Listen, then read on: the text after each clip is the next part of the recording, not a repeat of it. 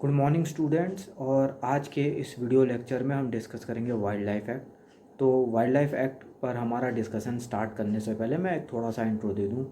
Wild life act को बनाया गया है वाइल्ड लाइफ को प्रोटेक्ट करने के लिए। ठीक है, वाइल्ड लाइफ में आपके वाइल्ड एनिमल्स के अलावा आपके जो वेजिटेशन भी उसमें इंक्लूड होता है, जो भी प्लांट्स और प्लांट्स की वैरायटीज़ भी उसमें इंक्लूड होंगी। और इसका स्कोप क्या है पहले हम डिस्कस करेंगे। इसको बनाने के पीछे का ऑब्जेक्टिव क्या है, किस लिए बनाया गया है, और इसके अंडर किन किन अथॉरिटीज़ को ऑथोराइज़ करा गया है गवर्नमेंट के द्वारा इस पर्टिकुलर एक्ट को इम्प्लीमेंट करने के लिए। तो without any further delay start करते हैं आज का ये video lecture. So as you can see on the screen, the following are some laws which have been enacted for the protection of wildlife in India। ये वो कुछ particular acts हैं जिनको इनेक्ट करा गया है इंडिया में वाइल्ड लाइफ को प्रोटेक्ट करने के लिए। Wild life protection act 1972, prevention of cruelty to animals act 1960, biological diversity act 2002। तो हमारी इस वीडियो सीरीज़ का फोकस होगा वाइल्ड लाइफ प्रोटेक्शन एक्ट 1972। तो वाइल्ड लाइफ प्रोटेक्शन एक्ट 1972 के एम्स और ऑब्जेक्टिव क्या हैं, कि किन एम्स और ऑब्जेक्टिव को फुलफ़िल करने के लिए इसको इनेक्ट करा गया था। Aims at protection of wild life के प्रोटेक्शन के लिए, प्रोहिबिट्स हंटिंग के ऊपर बैन लगाने के लिए, क्रिएशन ऑफ प्रोटेक्टेड एरियाज़ का मतलब होता है नेशनल पार्क्स होते हैं या जो सेंचुरीज़ होती हैं उनको किस तरह से लीगली क्रिएट करा जाए, उसको भी ध्यान में रख के इसको इनेक्ट करा गया था। Ensuring ecological and environmental security of the country, कि कंट्री की इकोलॉजी को और इन्वायरमेंट को किस तरह से सिक्योर करा जाए, किस तरह से उसे बचा के रखा जाए। तो इसको भी फोकस में लेते हुए इस एक्ट को इनेक्ट किया गया था। अब आते हैं डेफिनेशन क्लॉज में। डेफिनेशन क्लॉज में हम उन्हीं पर्टिकुलर डेफिनेशंस पे फोकस करेंगे जो आपके सिलेबस का हिस्सा हैं। जो डेफिनेशंस आपके सिलेबस का हिस्सा नहीं है उसको स्किप कर दिया गया है। तो शुरू करते हैं एनिमल्स की डेफिनेशन से। एनिमल्स की डेफिनेशन में क्या कहा गया है? Animals include amphibians and reptiles. Amphibians यानी कि वो जो कि लैंड और वाटर दोनों पे सरवाइव कर सकते हैं। रेप्टाइल्स यानी कि जो आपके स्नेक्स हैं, लिजर्ड्स हैं वो। बर्ड्स और कर्टस्टेकिया एंड इंसेक्ट्स जो आपके कीड़े मकोड़े होते हैं। Animals include living organisms only. जो लिविंग ऑर्गेनिजम्स हैं वही एनिमल की डेफिनेशन में इंक्लूड होंगे। Okay. Animal article made from any captive और वाइल्ड एनिमल। किसी भी वाइल्ड या कैप्टिव एनिमल से डिराइव हुआ कोई भी आर्टिकल। ठीक है, कैप्टिव यानी कि अगर किसी एनिमल को आपने कैप्चर कर रखा है, उसको बंदी बना के रखा हुआ है, तो वो कैप्टिव एनिमल कहलाएगा। तो उस कैप्टिव एनिमल से कोई भी चीज़ आपने एक्सट्रैक्ट अगर करी है तो उसे माना जाएगा कि वो एक एनिमल आर्टिकल है अंडर दिस एक्ट।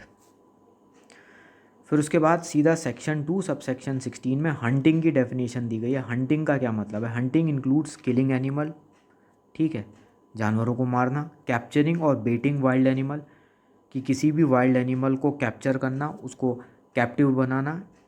और बेटिंग वाइल्ड एनिमल, बेटिंग मतलब कि एक ट्रैप बिछाना उसको कैप्चर करने के लिए, एक जाल बिछाना या चारा डालना जिसे कहते हैं।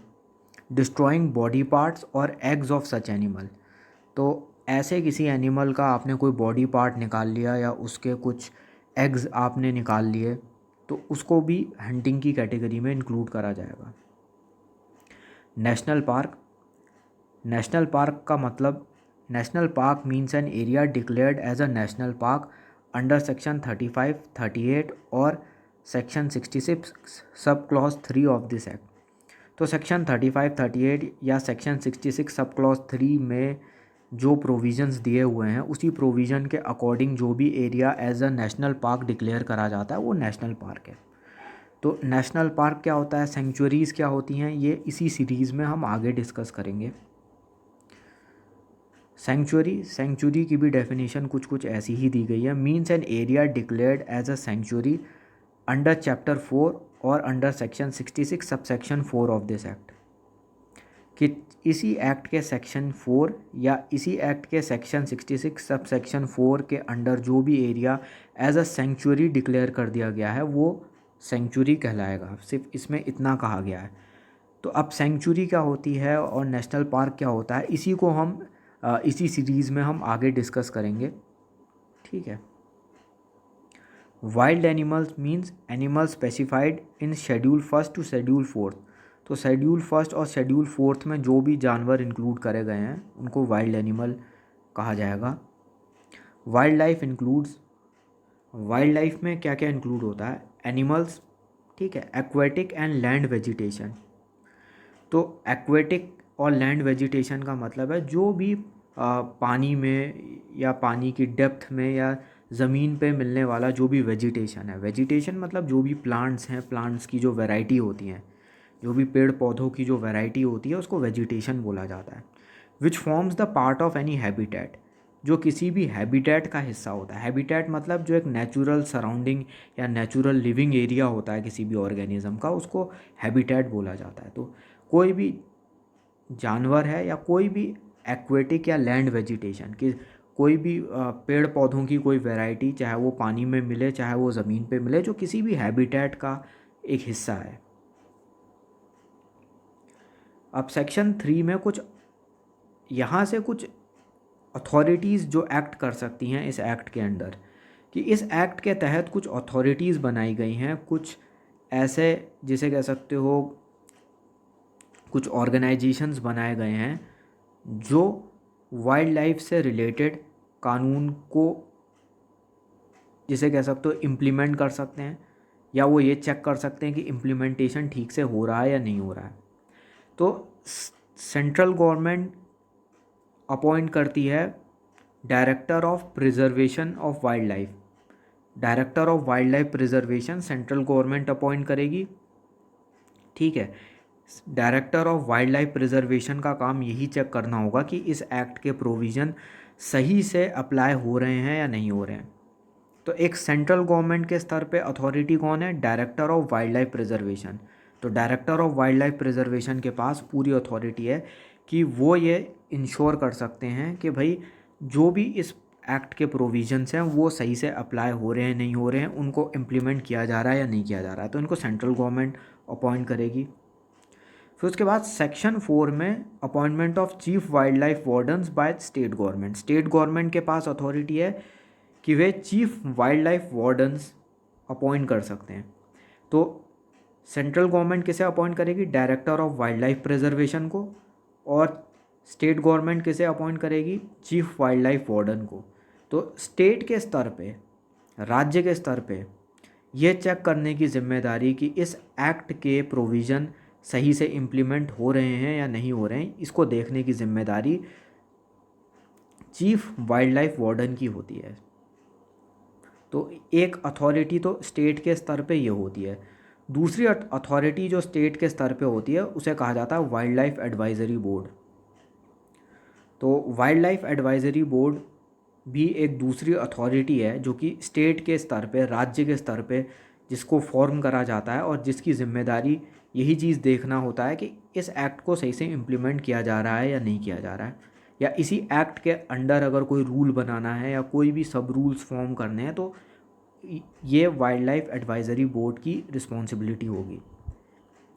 तो state government wild life advisory board बना सकती है। State government to form wild life advisory board which consist of, इसमें कौन कौन लोग होंगे वाइल्ड लाइफ एडवाइजरी बोर्ड में, मिनिस्टर इंचार्ज ऑफ फॉरेस्ट, जो भी मिनिस्टर इंचार्ज ऑफ फॉरेस्ट हैं वो, और जो मिनिस्टर इंचार्ज ऑफ फॉरेस्ट होंगे वो इस वाइल्ड लाइफ एडवाइजरी बोर्ड के चेयरपर्सन भी होंगे, ठीक है। Members two of state legislature, जो स्टेट लेजिस्लेचर है, जो विधानसभा है, उसके 2 मेंबर्स कोई भी। उसके बाद secretary of the state legislature, तो जो भी प्रिंसिपल सेक्रेटरी या इसी लेवल के जो ऑफिसर्स होते हैं स्टेट लेजिस्लेचर के, वो ऑफिसर इंचार्ज ऑफ फॉरेस्ट। तो स्टेट लेवल के जो भी ऑफिसर हैं जो कि इंचार्ज हैं फॉरेस्ट के, वे। An officer nominated by director, यहाँ पे डायरेक्टर का मतलब वही director of wild life preservation जिनको यूनियन गवर्नमेंट, सेंट्रल गवर्नमेंट जिनको अपॉइंट करती है, तो उनकी तरफ से नॉमिनेट किया हुआ या उनकी तरफ से नामित किया गया कोई भी officer. Chief wild life warden, तो चीफ वाइल्ड लाइफ वार्डन भी इस बोर्ड का हिस्सा होंगे। Officers of the state forest department 5 maximum. तो स्टेट फॉरेस्ट डिपार्टमेंट से कम 5 ऑफिसर, ठीक है, 5 ऑफिसर तो मैक्सिमम, उससे कम भी हो सकते हैं। तो 5 ऑफिसर तक अपॉइंट करे जा सकते हैं स्टेट फॉरेस्ट डिपार्टमेंट से इस बोर्ड का मेंबर बनने के लिए। Such other experts not exceeding 10, कि इससे ज़्यादा भी अगर कोई एक्सपर्ट्स हैं या कोई साइंटिस्ट हैं जिनको वाइल्ड लाइफ के बारे में नॉलेज है या जिन्होंने वाइल्ड लाइफ के ऊपर रिसर्च करा है, इनको भी इंक्लूड करा जा सकता है, जो भी एक्सपर्ट्स हैं। लेकिन वो 10 से ज़्यादा नहीं हो सकते कि आप एक बार में 10 मेंबर्स को 10 एक्सपर्ट्स को मेंबर बना सकते हो। आप 10 एक्सपर्ट्स को एज अ मेंबर आप अपॉइंट कर सकते हो, उससे ज़्यादा नहीं। ओके, अब सेक्शन 11 बात करता है हंटिंग के बारे में, शिकार के बारे में। तो शिकार करना जानवरों का वो अब इलीगल है, ठीक है। तो हंटिंग जो है अब प्रोहिबिटेड हो चुकी है, हंटिंग के ऊपर बैन लग चुका है। लेकिन इसके भी कुछ एक्सेप्शन है, कुछ पर्टिकुलर केसेस में हंटिंग अलाउ करी जा सकती है। तो एक as a matter of fact आप ये मान के चलिए कि शिकार करना इलीगल होता है, शिकार करना गैर कानूनी होता है। कुछ केसेस में इसको अलाउ किया जा सकता है, कुछ केसेस में परमिटेड होता है। हंटिंग इज़ प्रोहिबिटेड, ठीक है, शिकार करना गैर कानूनी है। हावेवर CWW यानी कि चीफ वाइल्ड लाइफ वार्डन, ठीक है, CWW का यहाँ पे मतलब है chief wild life warden, can authorise hunting when, कि वो हंटिंग को ऑथोराइज कर सकते हैं, वो शिकार की परमिशन दे सकते हैं, ठीक है। शिकार करना इलीगल होता है लेकिन चीफ वाइल्ड लाइफ वार्डन उसको ऑथोराइज कर सकते हैं, उसके लिए परमिशन दे सकते हैं। किस सिचुएशन में?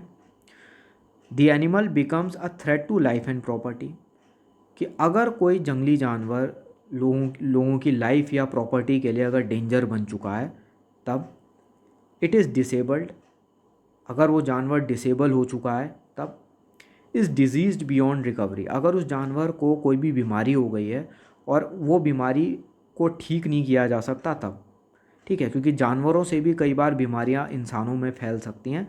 तो उसको ध्यान में रखते हुए कई बार अगर किसी जानवर को कोई बहुत ज़्यादा बीमारी हो जाए तो उसको भी मारने का, उसको भी शिकार करने की permission chief wild life warden दे सकता है। Any killing of wild animal for self defence will not be an offence, कि अगर किसी जानवर को सेल्फ डिफेंस में मारा जाता है, किसी जानवर को अगर आप सेल्फ डिफेंस में मार रहे हो तो वो कोई ऑफेंस नहीं माना जाएगा। लेकिन इसको प्रूफ करना पड़ेगा आपको कोर्ट में, ठीक है। ये कहने के लिए तो इसमें इस सेक्शन में ये चीज़ कह दी है कि अगर आप सेल्फ डिफेंस में अगर आपको किसी जानवर को मारना पड़ गया तो आप उसे मार सकते हो, लेकिन ये चीज़ आपको बाद में कोर्ट में प्रूफ करनी पड़ेगी कि आपने वाकई में उसे सेल्फ डिफेंस में मारा है, ठीक है। उसके बाद अगर कोर्ट एक बार इस चीज़ से श्योर हो जाए कि ठीक है आपने सेल्फ डिफेंस में मारा है, आपके पास कोई ऑप्शन नहीं था उस जानवर को मारने के अलावा, अपनी लाइफ को प्रोटेक्ट करने के लिए आपके लिए ज़रूरी था कि आप उस जानवर को मारें, ठीक है। ये इसमें कही तो ये बात गई है, लेकिन इस चीज़ को आपको साबित भी करना पड़ेगा कोर्ट में, इस चीज़ को आपको कोर्ट में प्रूव भी करना पड़ेगा कि यस आपकी सरकमस्टांसेस कुछ इस तरह से थी कि आपको मारना पड़ा उस जानवर को, ठीक है। तो आज की वीडियो में बस इतना ही स्टूडेंट्स, नेक्स्ट वीडियो में हम इसको कंटिन्यू करेंगे। आई होप आपके सारे डाउट्स क्लियर हो गए होंगे। अगर कोई भी डाउट्स है तो उसको कमेंट सेक्शन में ज़रूर मेंशन करिए, मैं कोशिश करूँगा सभी कमेंट्स का रिप्लाई करने की। तो अगली वीडियो के आने तक थैंक यू फॉर वॉचिंग।